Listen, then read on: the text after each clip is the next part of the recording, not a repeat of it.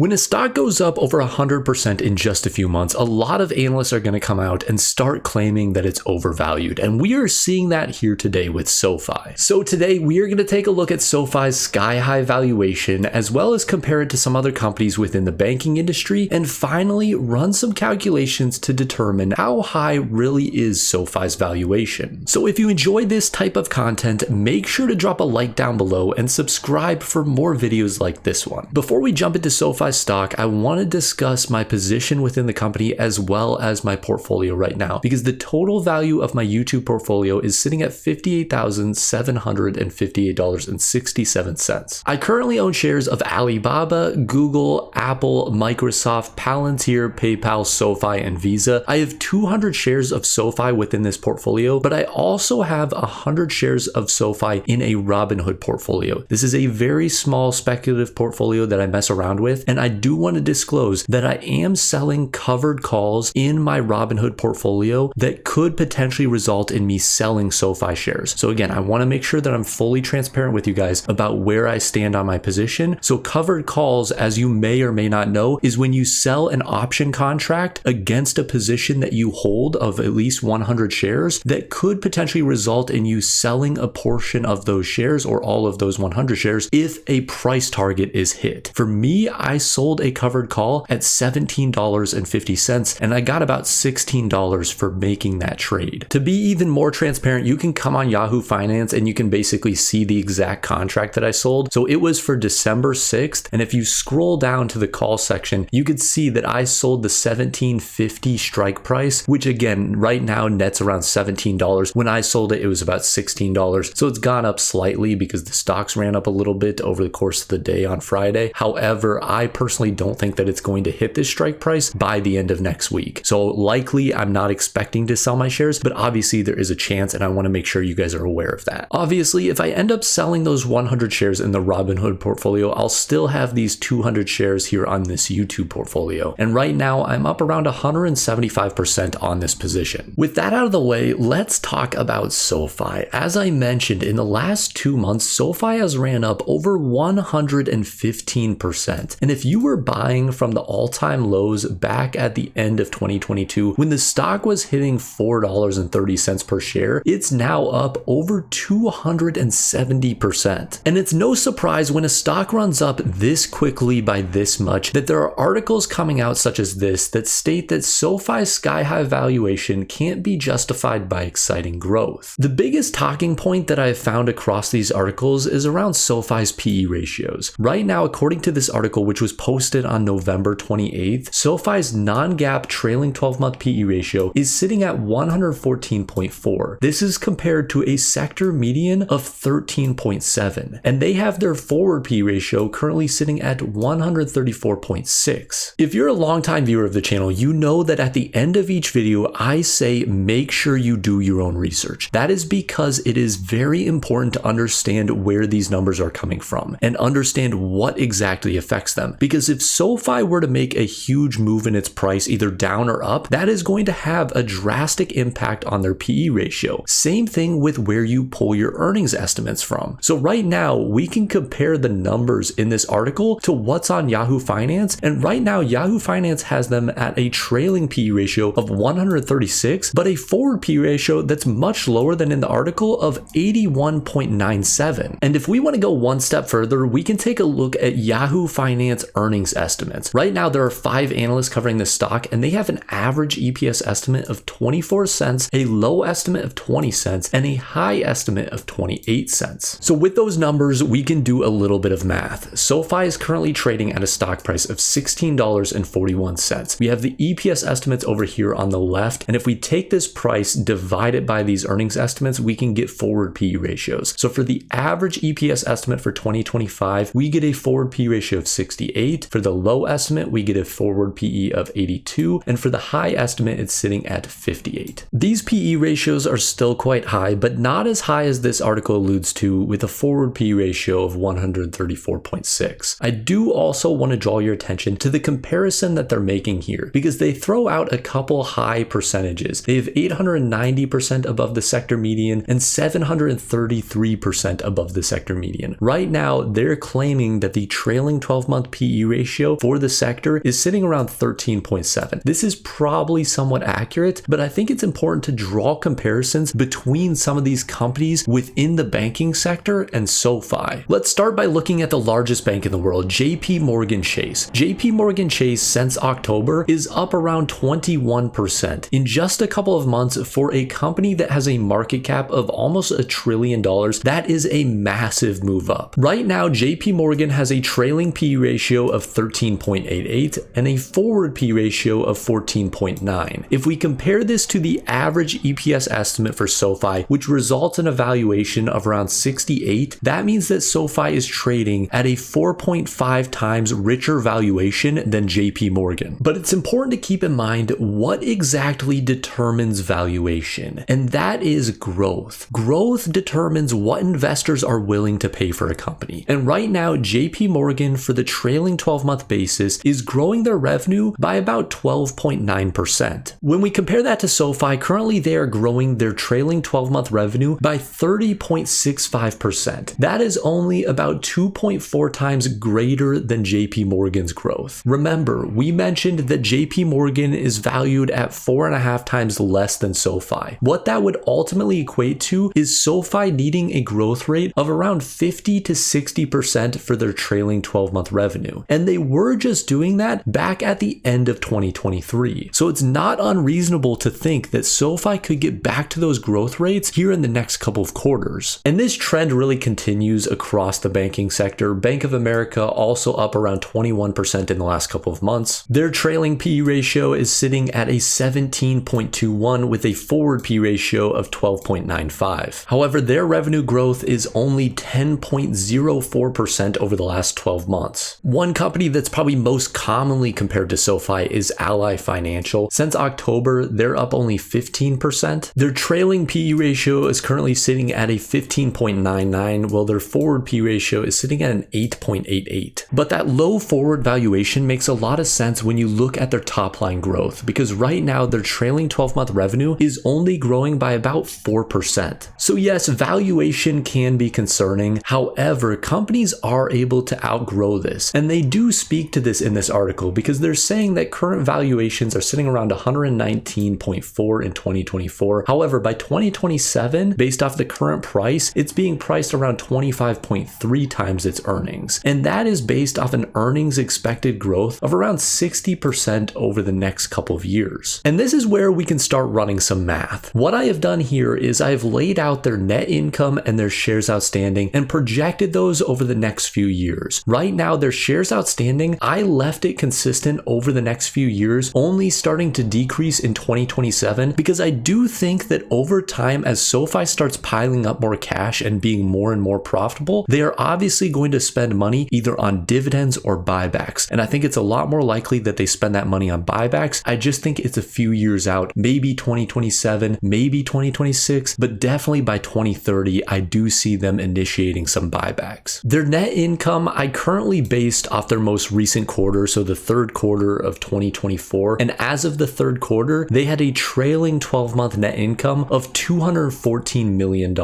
Right now, I've projected that to increase by 30% in 2025 to $278 million, and then 45% in 2026 to $403 million, and then again 30% in 2027 to $524 million. The reason I have chosen this time period is I do believe that the Fed is going to decrease, or at least continue to decrease, interest rates over 2025. That should result in a lot of people looking to refinance their mortgages or any sort of loans that they have, potentially in 2026. So I see 2026 as being a higher growth rate year. These are still all much lower than that 60% growth that's projected in this bearish article. And if SoFi is able to grow their top line by 30%, I think they could easily command between a 40 and 50 PE ratio. What that would ultimately result in terms of stock price is a price anywhere from $15 up to $25 per share. And here's what these numbers look like if you account for 60% growth of their net income. By 2027, they would have $875 million.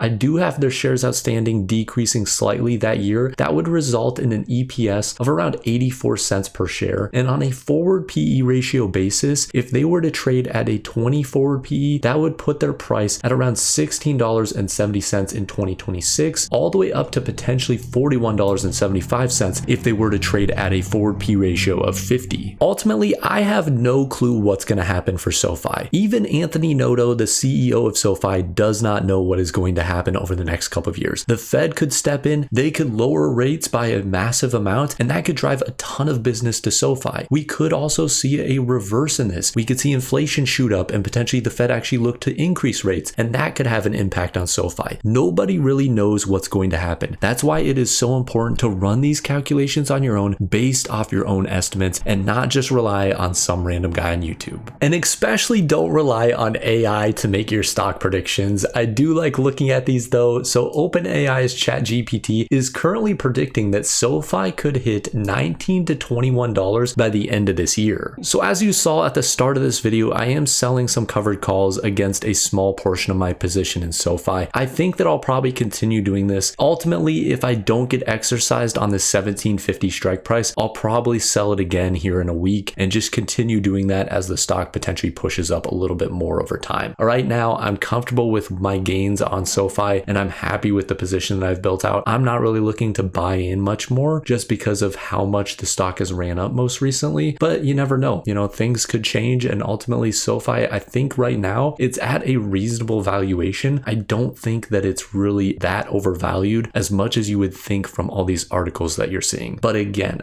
don't buy a company just because some random guy on YouTube talked about it. Make sure you are doing your own research, looking into companies that meet your risk tolerance as well as your time horizon. With all of that said, I hope you enjoyed the video though. Do subscribe if you want to see more videos like this one, and drop a like down below. It really helps out the channel and I really appreciate it. Thank you guys for watching and have a wonderful rest of your day. And for the joke of the day, why doesn't the sun need to go to college? Check the comments down below for the answer. Thanks for watching.